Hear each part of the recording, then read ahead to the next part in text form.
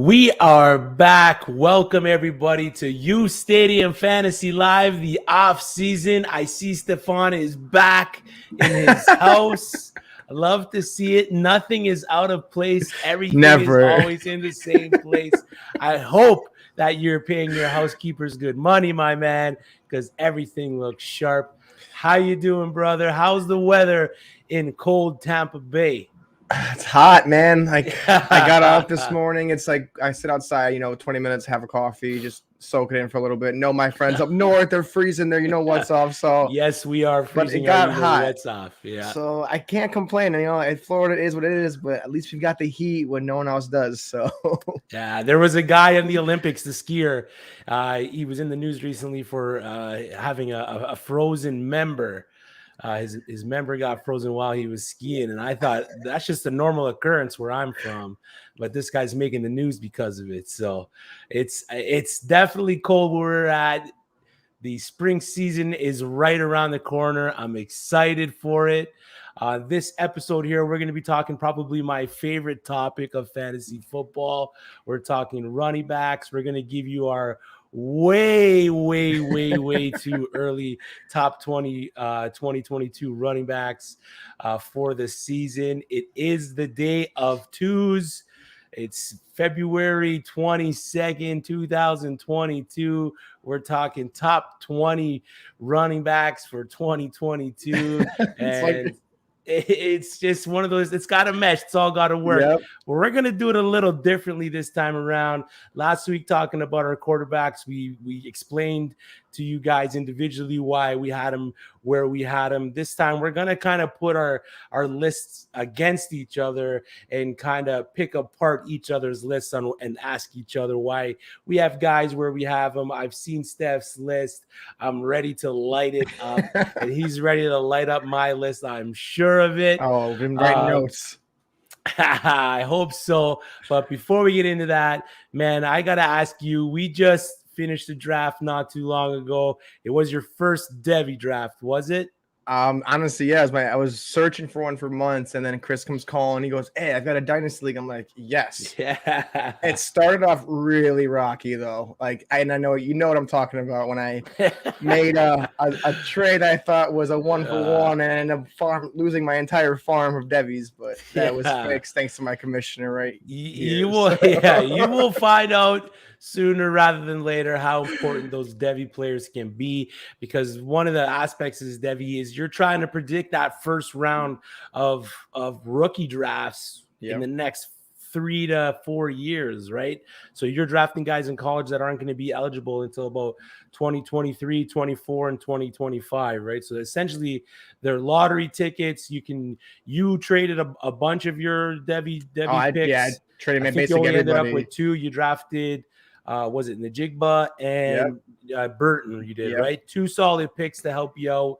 You started the draft off well. You got Jamar Chase on your team. You got a couple other nice pieces. You acquired Deebo Samuel in a trade for Miles Sanders and 2 Devy picks, which I am not excited to play against you with that lineup that you got, but I'm ready for the season to begin. Even though the season just ended, I'm ready for it to begin. That's how you know. Yeah, it's going to be drama-filled. It's already drama-filled. We had the whole Aaron Rodgers thing today. Oh, my God. Is he retiring? Is he not retiring? Is he just keeping his name in the news because no one's talking about Aaron Rodgers? What do you make of all that? Is Aaron Rodgers playing? He's playing, right? I think he knows what he's going to do. It's like when Tom Brady retired. When's this going to happen? What's he going to do with the team? He did it quick. He did it fast. Aaron Rodgers did say though before free agency he was going to decide. So I think that he just wanted everyone to get all hype. Everyone was losing their minds. Oh, now he's on the McAfee show. What's going to happen? This is it. The next thing you know, Devontae Adams is going to fall down next to. But I just think that he's either going to end up in Denver. I really think Denver is the only place that makes sense for him to hand. Or he goes back to Green Bay. They franchise tag Devontae Adams. They try to reshuffle that defense because they are going to lose Zadarius Smith. So it's a big key to that defense. But if you're Aaron Rodgers, I mean, it's like you're just sitting there with the world in your hand. I can do whatever I want. And there's nothing anyone can say. We could be going crazy for months about him. And if he doesn't do anything, it's all on him. And we just have to wait whenever he's ready to do this. But I think Denver is everything tells me Denver. Yeah. Denver seems like the place that he's gonna go. His former OC is now the head coach over there. I'm excited for what's going to unfold. I hold a lot of Denver pieces, especially Jerry Jeudy. I own a lot of Jerry Jeudy, so I'm excited for that. Ryan just said there, producer Splash, producer extraordinary. He's not with us today. He's in class. Good luck in class, Ryan. This is so much more interesting. Those are the days. Thank you. We'll see you next week. Today we got Henry with us behind the scenes. Working hard for us. Dobbins RB1, by the way, maybe on the Ravens. He could finish as an RB1 in terms of fantasy, but the sole RB1, I think, at least in my eyes, belongs to one man, and that's JT. Let's get into our list. Let's get into why we're here. This episode might be a bit shorter than usual, but we're all for it. We're trying something new here, and I'm excited to see what you got, Steph. Come on. If this ensues any arguments, you guys just know that we try to keep it simple, but like some of these things I'm like, oh, and I know some of my guys are kind of low, and I'm gonna get some heat for a lot of my picks, I think, honestly. I'm ready for it though. Yeah, I'm hyped for it. If we could start off with Steph's list. We can start off with my list at Henry. Let's pull them up. There they are there. So right off the bat, number 1, you got Derrick Henry. I got JT. They could both end up being the RB1 at the end of the day. Very good opportunities. I have JT there mainly because if you look, he's got the upside with the receptions over what Derrick Henry has. In order for Derrick Henry to finish as that RB1, he's gonna need to absolutely ball like he did in the 2020 season. But I mean, you're pulling no punches there. Derrick Henry, RB1 for you going into the season, eh? I'm not even like I'll take the heat for it. I mean, I know what this guy is. We've seen what he can do, and he almost was on the cusp of another 2,000-yard season. Like that's like we're throwing that around like, oh, it's nothing, but that's it's definitely something. Yeah. So like I get it. He had 22 less receptions, but when healthy, this is a freight train, just doesn't stop. And he was out for almost half the season, and he still finished top 10 in almost every stat. Yeah. So like he finished top 20 RB. Exactly. Like I can't argue with that. Like he's got all the opportunities, got all the tools in the toolbox to finish as the RB1. So no argument there. I don't hate it. You got JT as number 2. I got Christian McCaffrey. I mean, Christian McCaffrey can definitely finish as RB1 on this season. I think he was averaging something like 22 to 23 points per game when he was healthy. A big thing about these running backs is staying healthy. If they can stay healthy, especially some of these bigger name guys that get used a lot, the opportunity is there. Christian McCaffrey's a stud and should be respected as so. I mean, you got him as number 3. I don't hate that at all. These top 3 running backs for both of us, maybe not me so much with Najee, with the situation quarterback going into the Pittsburgh Steelers. I don't know if they'll lessen his workload that he had last season. He was pretty much involved everything, on every play. So he was a big part of the offense. That's why I have him as number 3 on my list. Again, these top 4, it could have gone either way. Yeah, we have them. We have the same guys in the top 4, but they can go either way. There's not really too much to argue there. But then at number 5, you have Dalvin Cook. I have Austin Eckler. For me, Eckler, this is a 0.5 PPR scoring format. We're grading these guys on, and the pass catching just vaults them above everybody else for me there. You got Dalvin Cook at 5. I got him at 8. It's a 3-spot difference. I don't hate where you have Dalvin Cook. He is getting on a little bit of the older side for running backs. He's getting hurt a little more often. Can you trust them? I'm okay taking Austin Eckler, Alvin Kamara, and DeAndre Swift before I am taking Dalvin Cook. But you got anything on that? Oh wow! Damn, it's like now I'm starting to think 5th. Yeah. Like, I look at it but then I look at the tape, and I just think that his rushing ability. And I don't know if Eckler had some monster games at the end of the season where he had like 3 touchdowns. It was like. But like, let's get down to earth. Like, if we're going toe-to-toe rusher, we know Dalvin Cook's the guy. yes, the injuries do add up. They have been, what's hampered him. But what happened, was it last year? This man is like a walk-in 12 yards. I'm watching this Pittsburgh Steelers game, and it's 12 yards, 12 yards, 12 yards, 15 yards, 30 yards, 200 yards later. I'm like, what the heck did I just watch? Like, I'm looking at this guy, I'm seeing just nothing but a pure rusher. But he can catch the ball, and he can also rush the ball. Eckler is basically the same, but you said the age difference is getting like a little bit different. But I think Eckler, I trust him, but then I don't trust him. Yeah. He does have a little bit of an injury history, but also I think the other two backs behind him might start taking over because he does get injured as not often, but sometimes. Like he had the injury against the Bucks, and he had his I think it was his hamstring. He was out for so long. So I just trust Dalvin Cook more because he's just proven when he's healthy, he's a top 4, top 3 back. So I think after this year, we'll talk about it again. But I think going into this year, he's a safe 5. And maybe, I don't know, in a few weeks, I'll go Eckler. But right now, I'm going to stick with the guns and go with Dalvin Cook. Yeah, I got the 3 big pass catching running backs ahead of them. The volume with the pass catching is why I got those guys ahead of Dalvin Cook. I'm comfortable taking all 3 of those guys ahead of Dalvin Cook. I kind of think you got DeAndre Swift a little too low at 10. I thought that too. Yeah, it's an RB1 finish if he finishes as in the top 10. But the dude was electric when he was healthy. He catches a bunch of passes. He's big time involved in that game over in Detroit. Oh yeah. Not much is going to change for the Lions unless they go. I mean, if they draft a Malik Willis and then he takes over some of the over the running for Detroit, I could definitely see DeAndre Swift's value take a bit of a hit there, but he's still going to be heavily involved in that that game, in the running, in the passing. There's no one really behind him that's going to eat into his usage. We've seen Alexander Mattison take some snaps away from Dalvin Cook. We know he's capable. There's a new coaching regime in Minnesota with O'Connell there. They ran a 3-headed back over in LA. So I could definitely see that maybe kind of philosophy come over to Minnesota and ultimately hurt Dalvin Cook a bit if they draft the guy. I know they got Keeney Nguanu there as well in Minnesota. Not really a household name, but definitely a guy that might eat into what some of Dalvin Cook is going to do. Just off the top, like looking at this list, a guy that I don't know if maybe I'm looking at him too. He's hurt you in the past. I don't know if maybe this is one of those things where it's like, you listen to a certain song and it reminds you of him.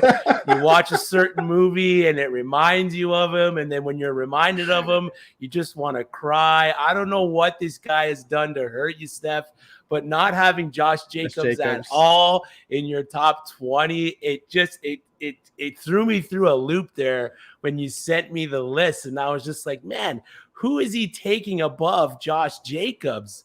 And I see names like Damian Harris, Michael Carter, Dave Montgomery, Leo Fournette, like all guys that I'm not comfortable taking ahead of Josh Jacobs, who in 2021, he was 11th in carries. He had 217 carries. He had 64 targets. And in a Josh McDaniels scheme, I could see that number going up because when Gruden was head coach there, they didn't really use the screenplay as much as Josh McDaniels did in New England. So I could definitely see that becoming a facet of the Las Vegas Raiders game and ultimately giving more value to Josh Jacobs. In 2020, he was 3rd in red zone touches, 4th in TD total. He missed only 2 weeks last year. He's 24.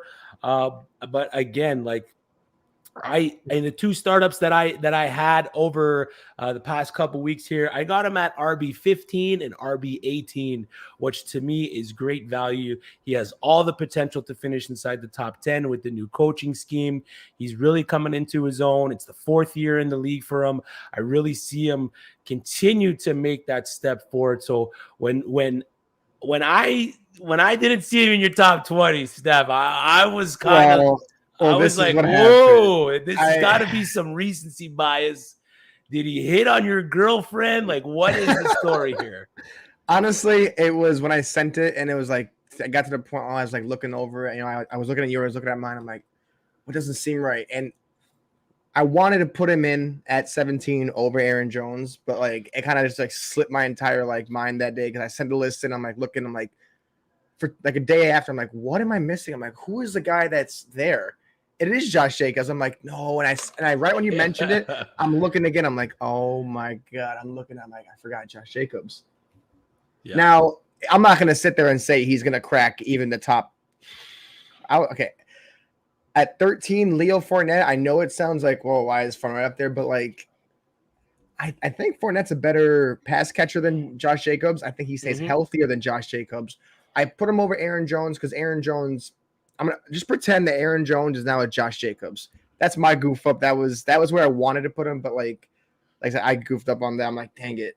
But, like you said, Josh Jacobs had 53 receptions last year. He was great. I mean, yeah. I watched him, and he has that injury history, of course. The Raiders also have that history where it's like he'll do great, and then they'll do bad, and he'll have 3 touchdowns. So Josh Jacobs is a 17th running back on my list out of Aaron Jones. But it's not that I hate him. I just don't trust him over, honestly, the other guys, David Montgomery, Zeke, Gibson, or Fournette. Even Dobbins coming back. Because I think Dobbins is a guy that when he comes back is going to be – if he's healthy, if he comes back on the ACL, I mean, outside Lamar Jackson being the RB1 in Baltimore, I think Dobbins is just getting ready to have that 300 carry season. Do I got Dobbins a little too low for you? Yeah, you know, you're going to talk about my Josh Jacobs. At least he's on my list. Oh, yeah.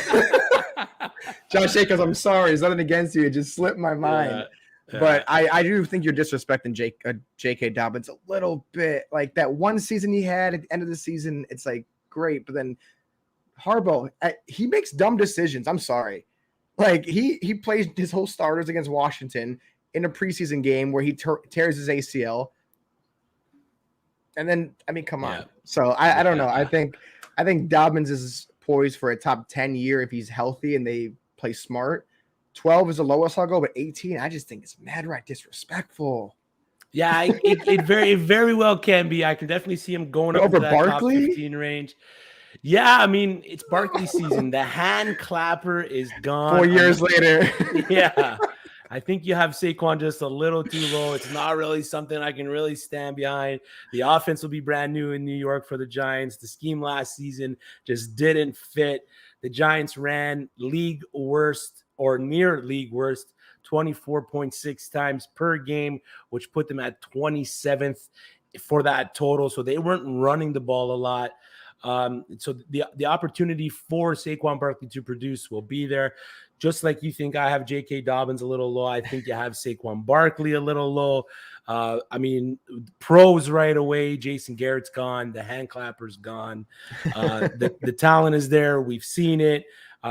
Devontae Booker shouldn't be eating into his workload anymore. I believe this is the Saquon redemption season. He's going to come back. He's going to be used early, and he's going to be used often. I want this clipped. I want this rant right here. Clip it, please. I want to hold this. Yeah. So when he does produce and I take my victory lap, I'll make sure I tag you in it. All right. We'll make sure Henry makes like a little graphic with a little like Dunn's hat on there, and I'll proudly wear it for a show. Yeah, but I mean, again, our lists are pretty similar for the most part. We got Chubb in a similar spot. That was a hard one to pull. You got Javonte in the top 10, even though we're not too sure what's going to happen with Melvin Gordon.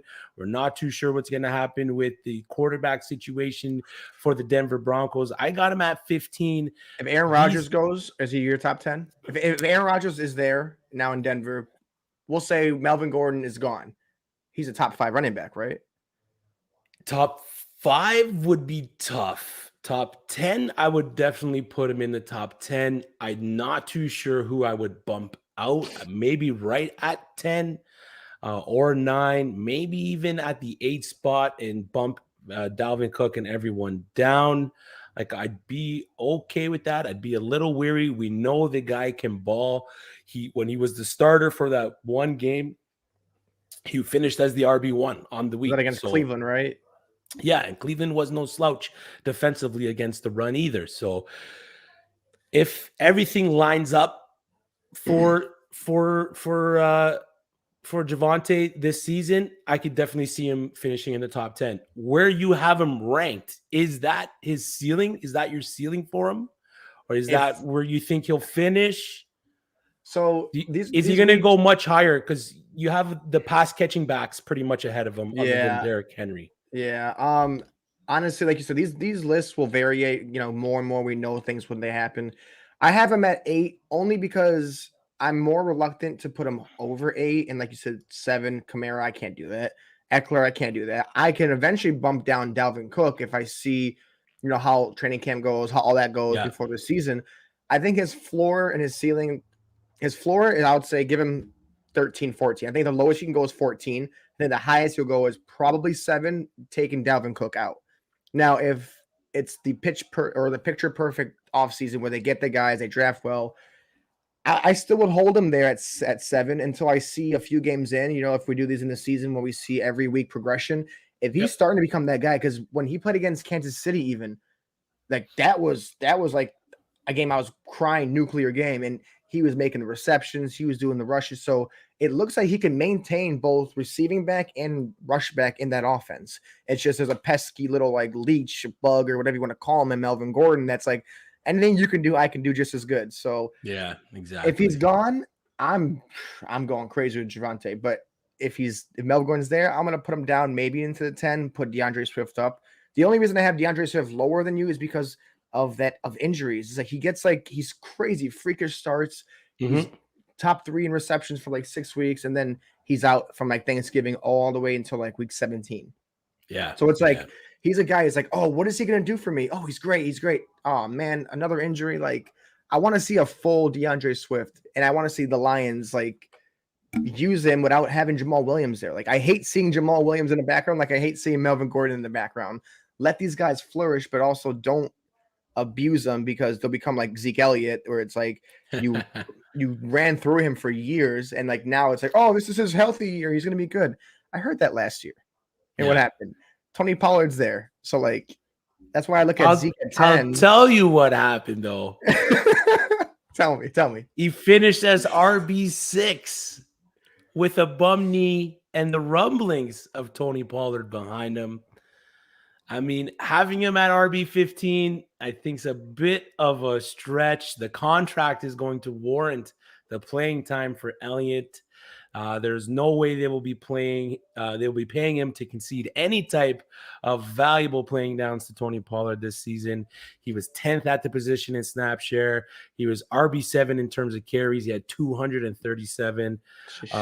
RB7 in terms of targets, 65 targets, 50 red zone touches, which is one of my favorite stats that put him at RB5. He was 3rd in routes run with 332. Another stat that I like to call an opportunity for points. It's an opportunity stat. So he's involved in the passing game. He's running the routes, 332 routes. That's no small number, no small task for a guy that was playing on a torn PCL. I mean, having him at RB15 coming into the year is off. Even I feel a bit icky having him at RB10. I think that's drafting him at probably his floor. If he stays healthy through the whole season, I think RB10 is his floor. The guy is counted upon, leaned upon in the red zone for the Dallas Cowboys. If he can continue to get those red zone touches, if he can continue to be involved in the passing game, I mean, I definitely think he has the opportunity to finish in that top 10 again. I have him at 10 only because the guys that I have above him, again, mainly pass catching guys. Not saying that Zeke Elliott isn't. Obviously, the numbers that I just gave you show that he's involved in the passing game. Tony Pollard does cut into a little bit of that those passing down production numbers for Elliott. But at 15, I think it's a little high. I mean, in a dynasty draft, sure. I'm fading Ezekiel Elliott with his age. Dynasty draft, sure. I'm taking Gibson over him. I'm taking Dobbins. I'm taking Mixon. I'm taking Swift over him. I'm probably taking maybe Cam Akers over him. I'm taking Javonte over him. But if I'm in redraft format, Steph, I think we lost you there, buddy. camera wise. I don't know if we can hear you, but in redraft formats, I mean, I'm comfortable taking the veteran Ezekiel Elliott before a lot of these other guys. Leo Fournette, we're not too sure where he's gonna land. I mean, as a Rashad Penny owner, I hope it's not in Seattle. That'd be nice. I mean, he can go to any one of these teams and absolutely ruin the A fantasy fantasy stock team. for a lot of these guys, like the Jets. The reason why I don't have Michael Carter on my list is because I'm worried that the Jets draft somebody to kind of be that bruiser in the backfield that cuts into Michael Carter. I don't have Damian Harris in my top 20 because Ramondre Stevenson's there. The OC is gone. Are they going to run that same kind of scheme running plays that they have this past season? Is he going to have that touchdown production that he had this past season? I think he was top 5 in total 15 rushing TDs. touchdowns. Yeah, so he's definitely going to regress in that spot. I don't see him getting 15 rushing touchdowns again this year. Is there anyone on not on my list that you think maybe you have on yours that I should have had on mine? Like, I think the only two that are not on, much. so you don't have Jacobs. You're right. I don't have Fournette, and you got Fournette pretty high. So I'd like to hear about that one. I just and then go ahead. I'm trying like Nick Chubb. Like I got him at 9, but like 11, so like this is early stuff. So like I know this is like the hangover from the season that was, and like I looked at all the end production. So of course, like I said, it's gonna change. But I'm starting to look. And I'm like, damn. I'm like Nick Chubb is way too high. I think because of like you said, the pass catching, it's not there for him. Kareem Hunt, I feel like should be on this list too. A lot of that, yeah. And I feel like healthy wise, Kareem Hunt could make this top 20 list. Elijah Mitchell, I wanted to put him in there. I did. I don't trust San Francisco. I don't know what they're going to come into next year. Like he is great. He was the steal of the season when they came to Fab and free agency for waiver pickups. But what are they going to do in San Francisco? I don't know if Trey Arias there. I think it kind of cuts into his rush. They still have Mozart, Jeff Wilson. Yep.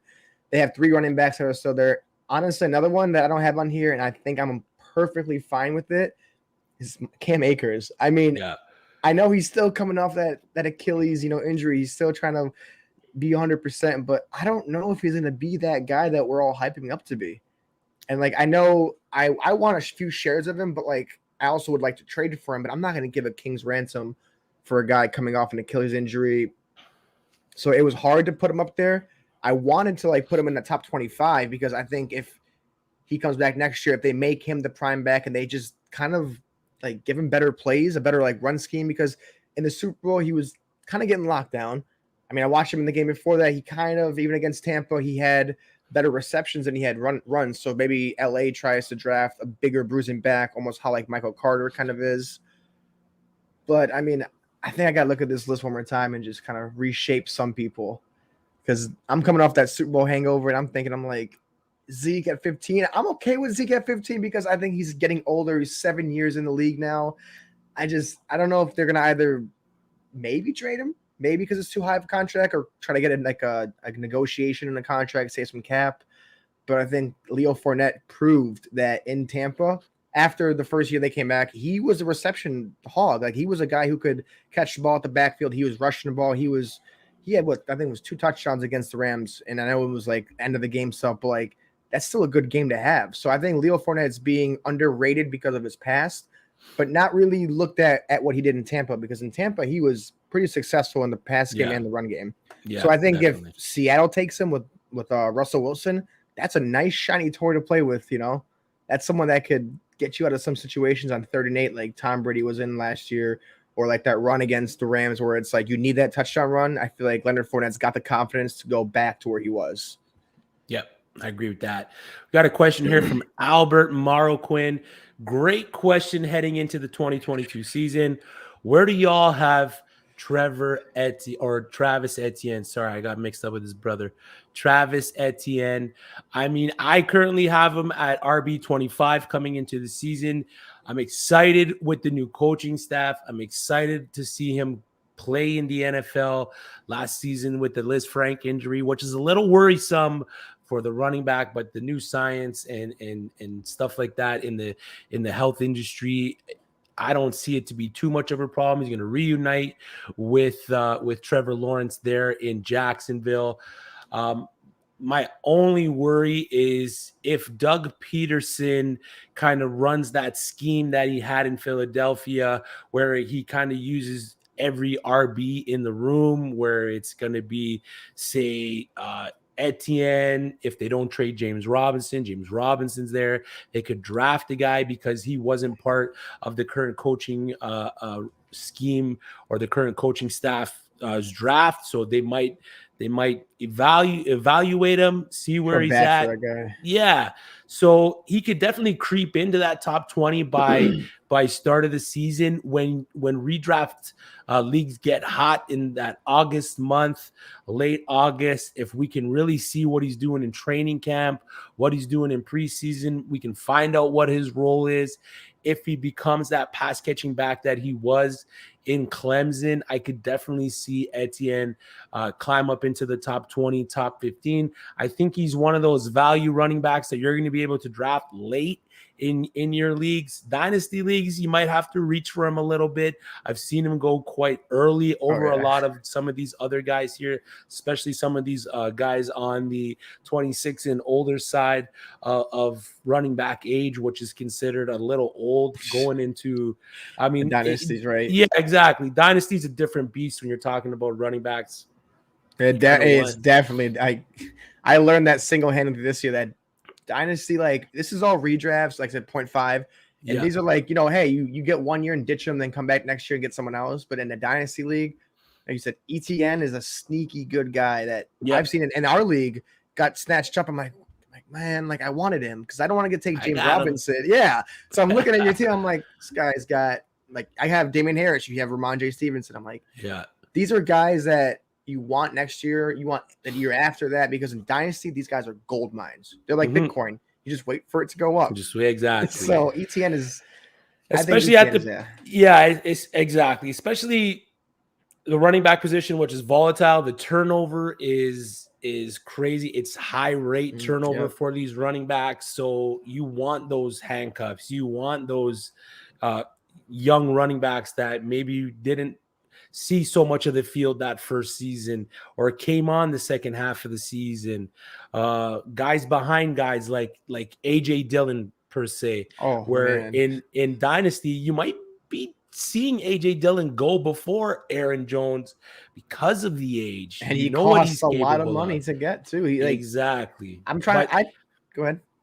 I was speaking of Aaron Jones here. You got him at 17. I got him at 13. The reason why I got him so high is because he can catch the ball, and I got him there because I'm projecting Aaron Rodgers to stay in Green Bay. I made that list before everything that happened today. Now with all that stuff that he dropped on social media, I don't know if he's going to be there come start of the season, come free agency, so I might have to adjust where I got Aaron Jones. But AJ Dillon is a guy that's going to definitely cut into Aaron Jones's playing time. I believe Jones is 26 years old. So he's on that. He's old. He's old in terms of running backs, right? In running back years, that's like 43, I'm guessing. I mean, you would think like, and like people that haven't done Dynasty like me this year, it doesn't make sense to you at first. Like you're not like, why is this like this? And I'm like, why is AJ Dillon worth more than he'd be worth anywhere else? But when you're playing in a Dynasty league, you realize that AJ Dillon's just waiting for one Aaron Jones slip up, something, In 26, it's like, okay, this guy's getting old. Let's trade him away, get some value, and AJ Dillon's waiting there. So even Alexander Mattison now, I'm like looking, I'm like, Dalvin Cook is getting a north of really old age, and Alexander Mattison has got, I think, 3 years left before we can call him old. He's like, what, 24, I think he right now? Yeah, somewhere around there. So handcuffs are very key in that Dynasty. And I'm not saying handcuffs like Samaje Perine and Joe Mixon. I'm talking like the Melvin Gordon last year to like Javonte, like Dobbins, Gus Edwards, like that kind of stuff. Because everything else is kind of like toss up. Like you don't want to get J.D. McKissick and be like, well, this guy is going to be a good 16-game guy over Antonio Gibson, and then you sit there with him for like a year and he hasn't done much. Yeah, but even a guy like J.D. McKissick, I'm glad you brought him up. His role is completely different. He's a Yeah. completely different running back than what Antonio Gibson is. When Gibson went out, we saw Jared Patterson go into that Antonio Gibson role, and he had some decent games there for the Commanders, as they're called Oh, now. God. But I mean, that's our lists. Those are our top 20s. These are fluid lists. We'll revisit these after the draft. Are there any rookie RBs that you think maybe might creep into your top 20 and take a spot of maybe Damian Harris or Michael Carter? I know there's Brees Hall, Isaiah Spiller, and Kenneth Walker are the top 3 right now, rookie ranked RBs. Kid, those guys based on landing spots end up in your top 20.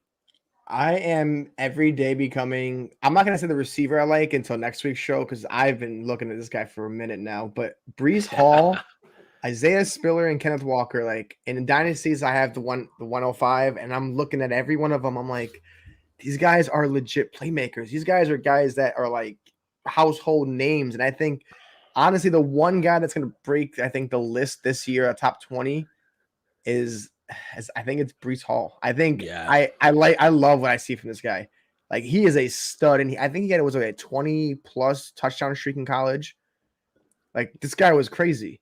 But I think Kenneth Walker, if he goes to the right team, could be like an Antonio Gibson / like I want to say DeAndre Swift kind of guy because he's quick, he's good, and at Michigan State, quick feet. Oh yeah, he was that guy. So I think Kenneth Walker is easily one of the guys who could be a good household name on a good team. But I think that Brees Hall is a guy you put on any team and he's going to ball out. So what would be your dream landing spot if you owned Brees Hall?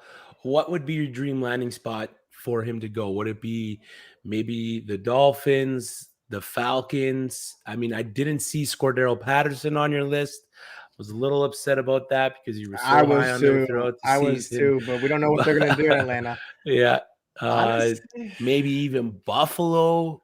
See a Brees Hall or Zay Spiller or Kenneth Walker. Buffalo would be a decent landing spot, even though Devin Singletary did come on in the second half of the season there. I don't know if he's the guy not that guy. Lean on.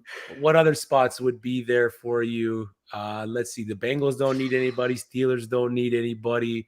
Ravens definitely don't need anybody. I think that part of the AFC is set. Houston, another maybe spot that a running back can get to and see a lot of volume, right?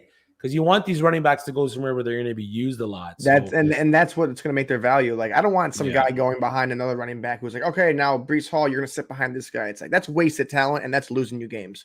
I think Seattle definitely is another quiet one, but Seattle, no. I don't want Rashad Penny shares. Yeah, nah. I mean, I think you said even Miami. I think Myles Gaskins is getting to that point where it's like, bro, are you going to do anything? Like he's been like up and down. I think Brees Hall in Miami would be nice in those colors. Tampa's going to lose Leonard Fournette, Rojo. They have Keyshawn Vaughn. But like, come on, like Keyshawn Vaughn. They still have a good offensive line. I don't know. Jensen is a free agent. But I think Arizona's another good spot. I was going to say if they don't bring Brees Hall in Arizona, I think Kenneth Walker fits more of a scheme in Arizona than Brees Hall. Okay, yep. Because they do like to have that like James. I think he's like also like a James Conner where he can be like a nice receiver, but like a good rusher. So I think Brees Hall goes Miami. I would take him in the top 5. I think Brees Hall, regardless of where he goes, if he gets that top position, I'm taking him top 5. I think Isaiah Spiller and I think Kenneth Walker might drop. I don't know what the slander is on Kenneth Walker's name, but like I'll take it because if I could snag him up for a better value, I'm going to be looking at everybody like, how could you let this slip through your hands? So I agree with that. So there's some good spots that some of these guys could land. I mean, they could land on a spot. Brees Hall can land on Tennessee, and it could completely sink his value. Oh my God! Don't sink his value, right? So it could hurt Derrick Henry's value too. Like, yeah, that's a horrible spot, right? So another horrible spot would be Indianapolis. You don't want him to go there. You don't want him to go there as a JT owner. You don't want him to go there as a Brees Hall owner. San Francisco too. Like San Francisco just eats RBs and spits them out, right? So it's a meat grinder of running backs in San Francisco. You don't want him to end up there. But speaking of free agents, we got a little bit of time here. Let's go over some of the big name free agents, running back wise, that are on the market this year. You got Melvin Gordon, who's still a decent producer. He's 28 years old, going to be 29 by the time the season starts. He played 16 games, 918 yards, 8 rushing TDs, 2 receiving TDs. So he's still a valuable commodity for football teams. Oh yeah, Could definitely see him maybe end up on the Jets and just I was Carter. literally just thinking that. Like that was Yeah. I was getting ready for you to say something, and I was gonna say the Jets or even Tampa. But yeah, I think the Jets is perfect because Michael Carter, like you said, is not the stud running back, and neither is Melvin Gordon. But like he still somehow can get it done when he's playing with injuries galore. Yep. So I think it's a good compliment because they lost Tevin Coleman. And they're losing Ty Johnson, right? I think so. And Melvin Gordon's that veteran running back that you could have in your offensive room. He can pass protect as well. He can protect your quarterback. He can help out.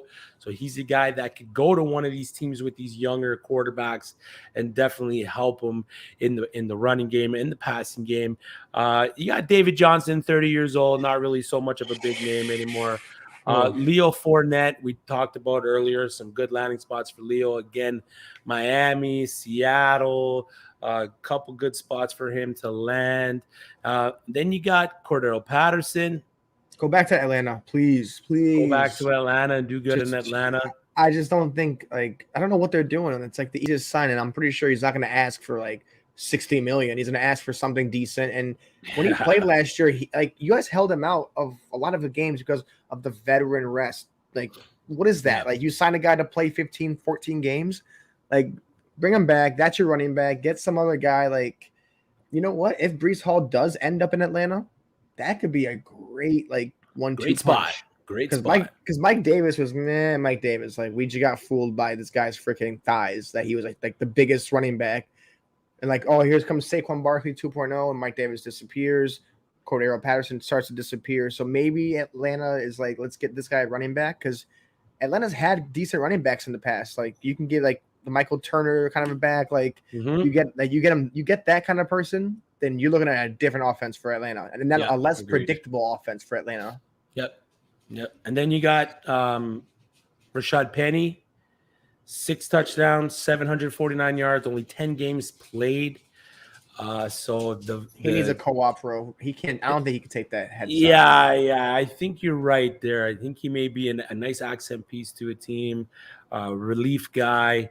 But we can definitely see that he can produce. Does he stay in Seattle? I think he stays in Seattle. But they have to. The most intriguing name, and we brought him up briefly there. The most intriguing name. Let's see if you can guess who it is. 15 rushing TDs. James Conner. Yeah, you got it right off the bat. 3 receiving TDs. I personally think he stays in Arizona. They like what he did there. I don't see him going anywhere else. Maybe another 1-2 year deal. If he tests free agency, he could definitely get picked up to go somewhere else. Is he a guy that you're okay drafting with? So you're going 0 RB and you end up with James Conner, you end up with Leonard Fournette, and you end up with, let's say, Etienne as your 3 running backs. Are you okay with that room? Okay, I'm going to be real with you. No. Not at all. Only because I see them all as RB2s. Yes, I know he overperformed James Conner. I think 15 TDs. I mean, 17 TDs total is that's a lot. I mean, did we even expect that? No. But you know what? He's a baller. He deserves to be on a team that will use him. I think Arizona is that team. But I'm kind of like, and this is going to probably be like a dart throw. I might have like some like question marks after I say this, but isn't James Conner and aren't like Leo Fournette kind of like would be a good 1-2 punch? Like, I think they both can catch the ball. They both can rush the ball. They're big guys. They're not like little like guys who are limited to just either or. They can do both. So if a team can somehow swindle both of them as their RB1 and 2 and not have to worry, I think that's a deadly combo. And I think whoever has the money for it would be like, I think, 2 top 15 running backs if they could produce. Yeah. Give Alvin Kamara like James Conner, or like give him Leonard Fournette. Like give him someone to like compliment him like Mark Ingram did back in the day. That's a deadly combo for a guy. They're 2 running backs for 1,500 yards, like scrimmage yards. That's crazy. Yep. Oh no, it's not smart. It's fantasy. You need a guy. Oh my god, I know, but these guys want to win games, and I've seen 2 stud running backs on the same team produce 50-50, aka Javonte Williams and Melvin Gordon. Yeah. Now, what if a guy like Connor or Fournette end up in Buffalo? Do you keep Fournette where you got him? Does James Conner go into your top 20? I think James Conner does. I mean, Buffalo is the epitome of a run team, and they must not like Singletary enough to give him like 250 carries, 350 carries, because he's young. He's got that like production, but he was never anything that we were going crazy for. If you guys can go, you know what? We're going to let go of Singletary. We can keep Zach Moss. He's still only 2 years in the league at 24. James Conner would be a great compliment to Josh Allen, more than I think Leonard Fournette would. I think James Conner is like that true blood, like I can do it all. You need me. Like Edmonds went down and he just balled against San Francisco at 3 touchdowns, and I think 2 of those were rushing touchdowns. Like this guy is like what Cordero Patterson kind of is, not to a point, but like what Deebo Samuel is, like a running back that could be a receiver. So I think James Conner has the floor to be on any team he can. I think he, on whatever team, if they know how to use him well, will at least get you 8 to 9 touchdowns. Mm-hmm.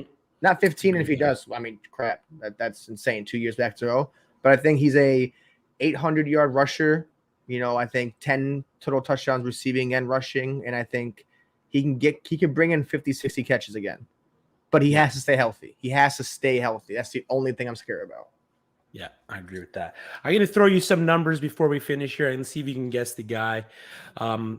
Week 15 to 17, I'm going to give you. I won't give you 18, 19 in the playoffs, or 18 in the playoffs. So week 15 to 17, these are fantasy playoffs. He finished as RB7. He finished as RB10 in week 16, and he finished as RB5 in week 17. In week 15, he had 22 carries, 5 in the red zone, 34 routes run, and a TD. In 16, he had 12 carries, another 5 in the red zone, 5 catches, 78 yards, and a TD.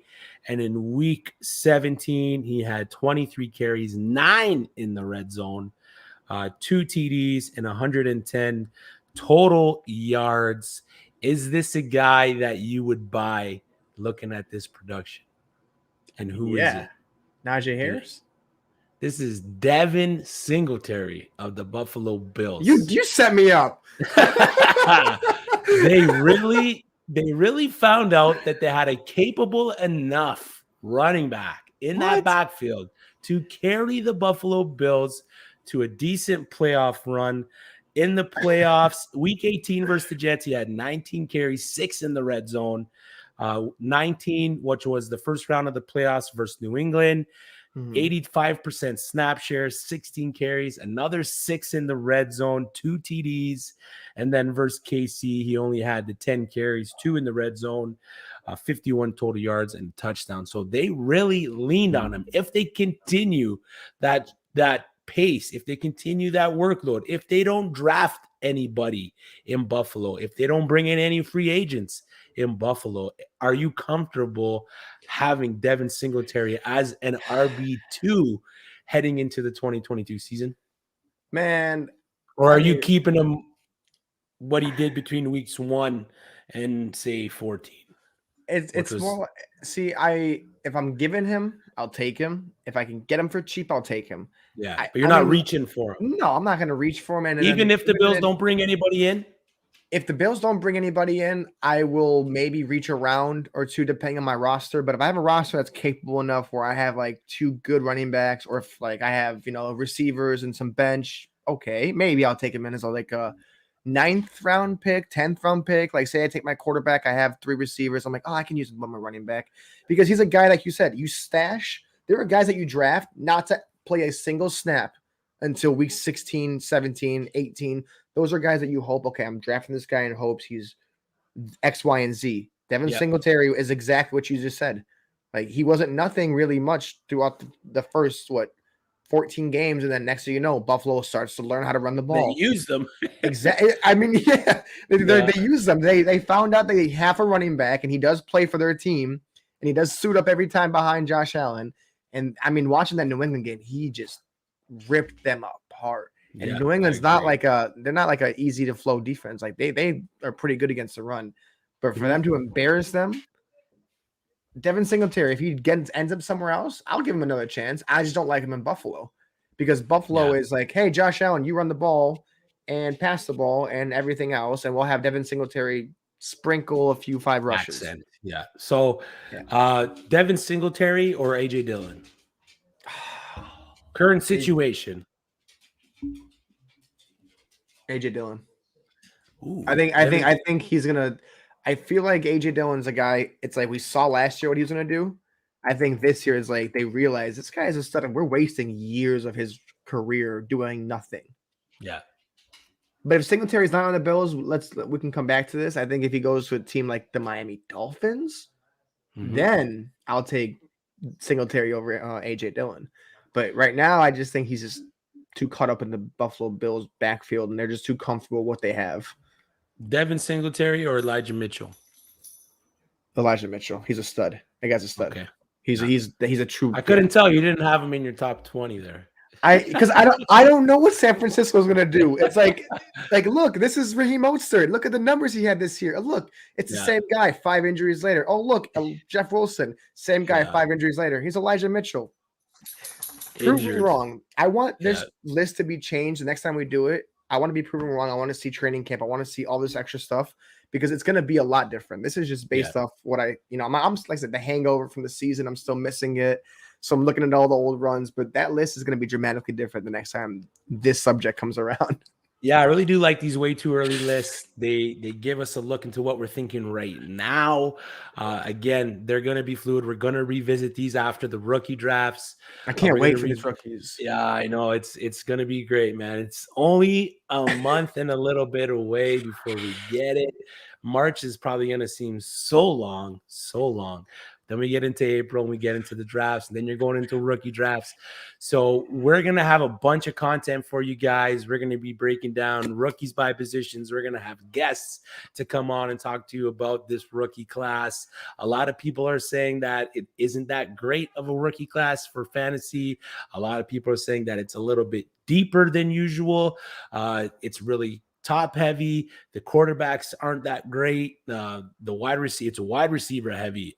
From everything that I've been seeing, it's wide receiver heavy. Love the wide receivers this year.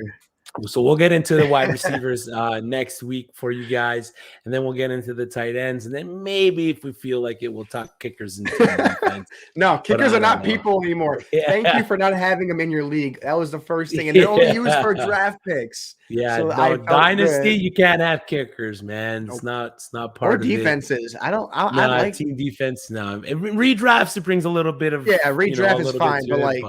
Dynasty, no defense, no kicker, get that super flex. Like that's why I'm loving the way this league is set up. And 2 QBs are important. Trust me. Yeah. Way more. Oh my God, I can't believe I'm stuck with Teddy Bridgewater as my 3rd. Well, the one guy drafted Tom Brady as his QB1. He still wants a 3rd round pick or higher for him. Like he's like, no, he's coming back. I'm not going to pay you that much money for Tom Brady. Yeah, you just want him to retire on your squad. Exactly. But we hope you guys enjoyed what we talked about today. I had a lot of fun picking apart Stefan's top 20 I'm gonna come back with there. I mean, not having Josh Jacobs on there hurt me in my soul a little bit, but I'll get over it, just like you'll get over the pain that Josh Jacobs caused you. We'll dive deeper into that on another show, maybe the fantasy football. Whatever it is, the fantasy football help room. 1-800 get help. To get you over the players that hurt you in the past, so you can move forward. I'm gonna make a list of them so you know, so that way in the future you'll see it and you'll know. Okay, that's number 5 on his list. All right, so you'll know, like Miles Sanders. That's it. So that's it for us, Stefan. Let them know where they can find you, big guy. Hey, Chris gave me crap all show about it. I'll take it. Just like I'll take anything from you guys in those DMs. If you want to tell me how bad that list was, I'm here for it. If you want to tell me how great it was, I doubt there will be that many of them, but I'll be here for that too. So yes, that's it for us today. Find us on the uSTADIUM app, like the stream, subscribe to the uSTADIUM channel. We appreciate all the support over the past season and the continued support. We love you guys. We appreciate everything that you've been given to us, the questions, exactly, everything else. Download the uSTADIUM app. Takes is absolutely electric. There's opportunities for free points on there. You can have a take on any hot topic. It doesn't just have to be sports. Get on the uSTADIUM app. There's nothing else like takes out on the market right now, especially betting wise. I mean, your take could be the sun's not going to come up tomorrow, and you can make money on that. You can make money on that take. I hope it does. You can. Yeah. No, me too. But you can put it in there and you could either make money or lose points on it. I mean, I love it. I've been having a lot of fun with it. But that's it for us. That's the show. And we'll see you guys.